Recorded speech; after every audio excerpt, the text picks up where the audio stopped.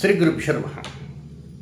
కర్కాటక రాశి జాతకులకి 2024 సెప్టెంబర్ 1వ తేదీ ఆదివారంతో ప్రారంభమై 10వ తేదీ మంగళవారంతో అంతమయ్యేటువంటి ఈ నెల తొలి 10 రోజులలో ఫలితాలు, సూచనలు, సలహాలు క్లుప్తంగా 4 పాయింట్లలో తెలియజేయబోతున్నాను. ముందు ఒక చిన్న ముఖ్య గమనిక చెప్తాను, వినండి.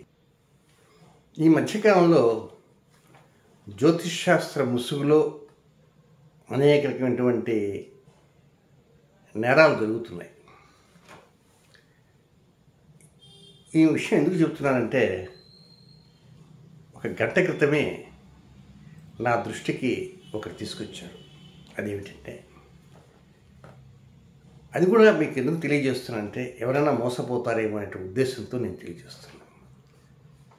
కొందరు ఆడవాళ్ళు, కొందరు మగవాళ్ళు, ఇలాంటి వారు తెలుగు రాష్ట్రాల్లో అక్కడక్కడ ఉండి గార్గే సిద్ధాంతి మాకు జ్యోతిష్యం అంతా నేర్పారు, మేము వారికి ప్రియ శిష్యులమి, మాకు బాగా వచ్చు కనుక వారికంటే గొప్పగా మేము చెబుతున్నాం, వారు కొన్ని విషయాలు కొంచెం దాస్తారేమో మేము దాచము అని ఈ ప్రకారంగా అవతల వారి లూప్ హోల్స్ తెలుసుకొని నమ్మించి మోసం చేస్తున్నారు.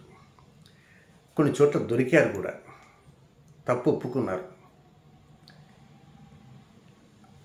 ఎవరైతే మోసపోయారో వారు నాకు ఫోన్ చేసి అతి కష్టంతో తెలుసుకొని ఆ వివరం అంతా కూడా తెలియజేస్తే ముక్కును వేలేసుకున్నాను. ఇన్ని రకాల మోసాలు జరుగుతున్నాయా అని. అందుకే ప్రియమైనటువంటి ప్రేక్షక వీక్షక మహాశైలందరికీ తెలియజేస్తుంటే, నాకు ఎవరూ శిష్యులు లేరు, నేను ఎవ్వరికీ నేర్పలేదు, ఒక్క నా కుమార్తె తప్ప. నా రెండవ కుమార్తె చిరంజీవి నందిని, ఆ అమ్మాయికి మాత్రమే చిన్న వయసు నుంచి ఆస్ట్రాలజీ నేర్పాను. అమ్మాయి పంచాంగ రేట్లు, ఆ అమ్మాయి తప్ప ఇంకా ఏ మూడవ వ్యక్తికి నేను నేర్పలే.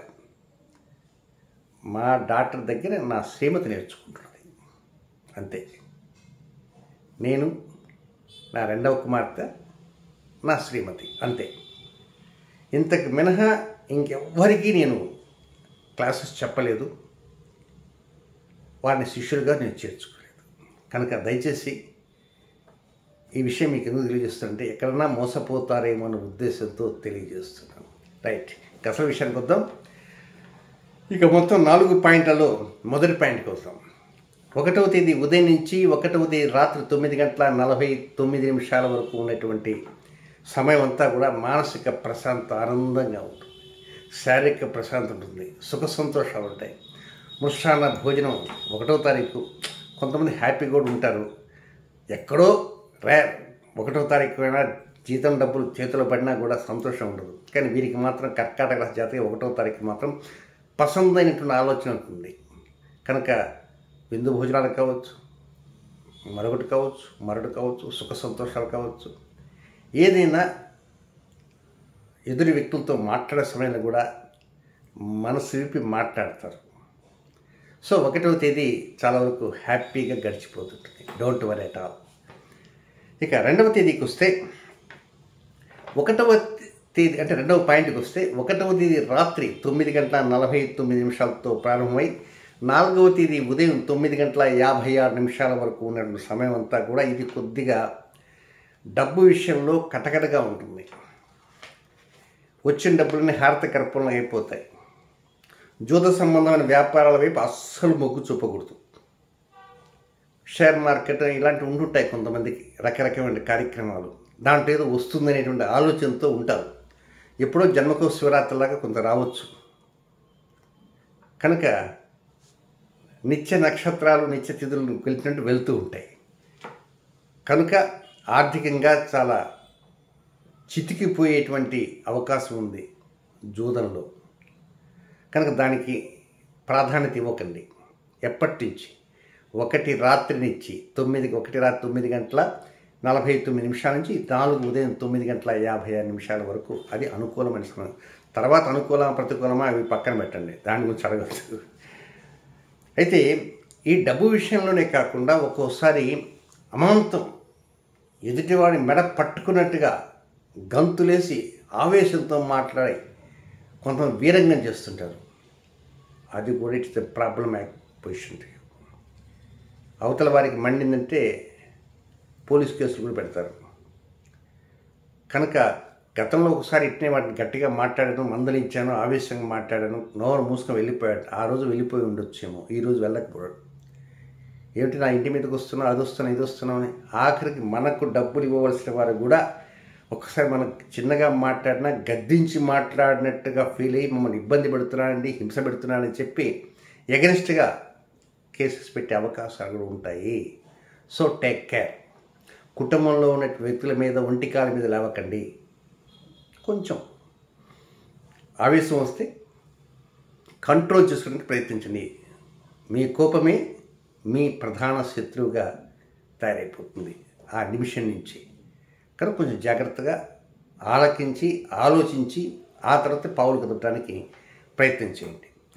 నెక్స్ట్ 3వ పాయింట్, 4వ తేదీ ఉదయం 9:56 నుంచి 6వ తేదీ రాత్రి 11:01 వరకు ఉన్నటువంటి సమయం అంతా కూడా ఇది కొంచెం హ్యాపీగా వెళ్ళిపోతుంటుంది.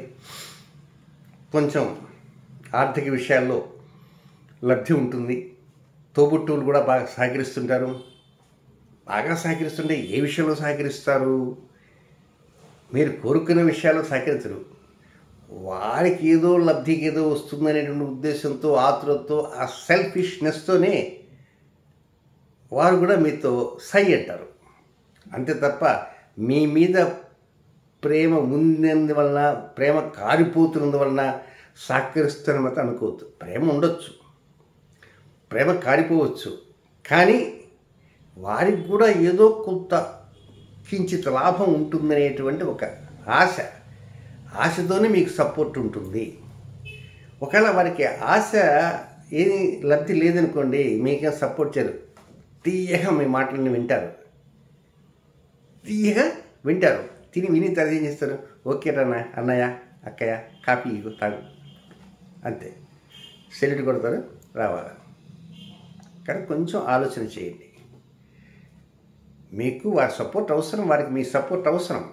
వారికి కూడా ఏదన్నా అందులో కనుక పైసలు వచ్చేటైతేనే సపోర్ట్ ఉంటుంది, లేకపోతే నో సపోర్ట్ ఎట్ ఆల్. అది మాత్రం గుర్తుంచుకోవాలి. నెక్స్ట్ 4వ పాయింట్, ఇది వెరీ ఇంపార్టెంట్ పాయింట్. 7వ తేదీ వినాయక చతుర్థి పర్వదినం వస్తుంది, గణేష్ చతుర్థి. చాలామంది వినాయక చవితి అంటారు. వాస్తవంగా వినాయక చవితి అని పలకకూడదు. వినాయక చతుర్థి, గణేష్ చతుర్థి. కనుక మా పంచాంగంలో కూడా వినాయక చతుర్థి, గణేష్ చతుర్థి అని ఉంటుంది. అయితే ఈ 4వ పాయింట్ ఎప్పుడు స్టార్ట్ అవుతుంది? 6వ తేదీ రాత్రి 11:01 నుంచి 10వ తేదీ రాత్రి అర్ధరాత్రి వరకు ఉంటుంది. ఇక ముఖ్యంగా పండగ వాతావరణం కదా, సరే ఇంకేదో రకరకాల ఆలోచనలు ఉంటుంటాయి. మరి ఓ వజ్జ గణపై నీ బంటు నేనంటే మొదలు పెడతారు. కానీ ఇక్కడ గమనించాల్సిందంటే 7వ తేదీ, 8వ తేదీ, 9వ తేదీ, 10వ తేదీ, 7, 8, 9, 10 4 రోజులు పెద్దగా గొప్పగా ఆనందంగా ఆహ్లాదంగా ఉండవు. ఏదో మన సొంత ఏదో అల్లకల్లోలం ఉన్నట్టుగా అనిపిస్తుంటుంది. ఈ సమయంలో తీసుకునేటువంటి నిర్ణయాలు కూడా ఒక్కోసారి మీరు ఒక నిర్ణయం తీసుకుంటారు, సగం దూరం పోతారు, ఆ నిర్ణయాన్ని కొంచెం ఏదో మార్పు చేర్పులు చేస్తారు. ఆ తర్వాత కొంత దూరం పోయిన తర్వాత రెండోసారి తీసుకునేందుకు మరికొన్ని ఎయిటింగ్స్ పెడతారు. ఆ తర్వాత గంట తర్వాత ఆ ఎయిటింగ్స్ కూడా మరొక సబ్ ఎయిటింగ్స్ పెట్టి చివరికి 10 లైన్లు రాయాల్సిన చోట 2 లైన్లు రాసి మర్చిపోయి వస్తారు. అందువలన నూతన నిర్ణయాల వైపు దృష్టి ఉంచకూడదు. సంతాన విషయాలపైన కొంచెం జాగ్రత్తగా ఉండాలి. వారి కోరికలు ఏమిటి, వారి అడిగిన వరాలు ఏమిటి, ఇక మీరు వారికి ఉన్న రిలేషన్స్ ఏమిటి, వీటి మీద కొంచెం దృష్టి అధికంగా పెట్టండి. అంతే తప్ప గుడ్డిగా ఏదో స్కూల్కి వెళ్తున్నారు, వచ్చేస్తారు, ఉద్యోగం చేస్తున్నారు, వివాహం చేస్తాం, వాళ్ళది ఇబ్బంది వాళ్ళది, మనకెందుకు అనుకోవద్దు. అమ్మాయి అయినా అబ్బాయి అయినా వివాహం చేశారు, పంపారు, అది అల్లుడు గారు ఎలా ఉన్నారు, లేక కోడలు ఎలా ఉంది, కోడలు కొడుకు బాగున్నారా, అల్లుడు కుమార్తె బాగున్నారా అనేటువంటి అంశాల మీద కొంచెం దృష్టి అధికంగా పెట్టాలండి. కేవలం కామ్గా కూర్చుంటే కుదరదు. ఇక మీ ఆరోగ్య విషయం చూడాలా, మీ వృత్తి ఏమిటి, ఉద్యోగం ఏమిటి, వ్యాపారం ఏంటి, వ్యవహారం ఏంటి, ఇల్లు ఏంటి, వాకిలేంది, వాహనం ఏంటి, మీ తల్లిగారు ఏమిటి, వీటి మీద కొంచెం ఆలోచన అనేది కొంచెం స్పీడప్ చేయండి. అంతే తప్ప బెల్లం కుట్టిన రాయిలా కూర్చోవద్దు. అయితే 7వ తేదీ పండగ వాతావరణం వస్తుంది. పండగ మరి గణపతి ప్రార్థన ఉంది కదా, ఎవరో మొక్కుంటారు స్వామి అది చేయాలి ఇది చేయాలని. కానీ నేను ఇచ్చే సిన్సియర్ అడ్వైజ్ ఏంటంటే, నేను ఒక చిన్న విషయం చెప్తాను. ఆ విషయాన్ని మొట్టమొదటగా గణపతిని కోరుకోండి. తర్వాత డబ్బు, దశకము, ఉద్యోగం, వ్యాపారం, ప్రమోషను, వివాహము, ఆరోగ్యము అవన్నీ తర్వాత, అవన్నీ సెకండరీ.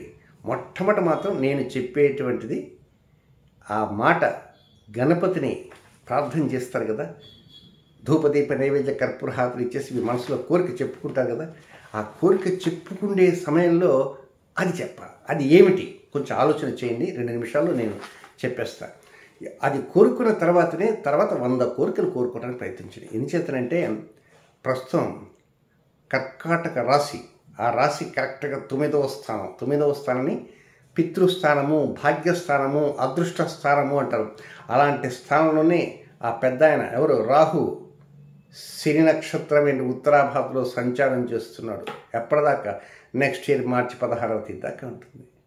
ఇదాక మీకు అష్టమ స్థానంలో అష్టమ శనితో పాటు ఆ శని కూడా వక్రంగా ఉన్నాడు. ఇక మీ రాష్ట్రాధిపతి చంద్రుడు ఆయన 2.5 రోజులకు ఒకసారి డబ్బా వేసుకుని అన్నీ అంతా తిరిగి వస్తున్నాడు. రాహుతో కలుస్తాడు, శనితో కలుస్తాడు, గురువుతో కలుస్తాడు, కుజుడితో కలుస్తాడు, రవితో కలుస్తాడు, అన్నీ జరుగుతుంటాయి. కనుక మీరు ఏం చేస్తారంటే మీ మనసుని కొంచెం పదిలంగా ఉంచుకొని రకరకాల ఆలోచన చేస్తున్నారు. కానీ ఇన్ని ఆలోచన చేసినా కూడా బండి ముందుకు పోదు. అందుకే ఆ కోరికను కోరుకోవడానికి నేను చెప్తున్నా. ఆ కోరికను కోరండి. ఆ కోరిక ఏమిటో నేను తెలియజేస్తాను.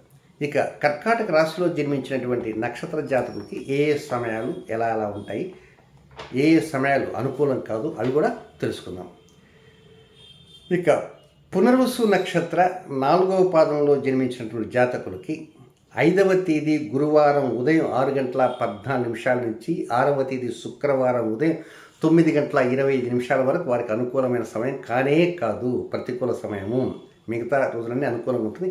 ఈ సమయంలో మాత్రం క్రొత్త పనుల మీద కొంత దృష్టి ఉంచవద్దు, ప్రారంభం చేయవద్దు. ఇక పుష్యమి నక్షత్రంలో జన్మించిన జాతకులకి 6వ తేదీ ఉదయం 9:25 ప్రారంభమై 7వ తేదీ శనివారం మధ్యాహ్నం 12:34 వరకు వారికి కూడా అనుకూలమైన సమయం కానే కాదు. కామ్గా ఉండటమే, చేతులు ముందు పెట్టుకొని. ఏదో చిన్న చిన్న పనులు అయితే పర్వాలేదు, పెద్ద ఇంపార్టెంట్ వర్క్స్ ఏమంటే వాటి పక్కన పెట్టాలి.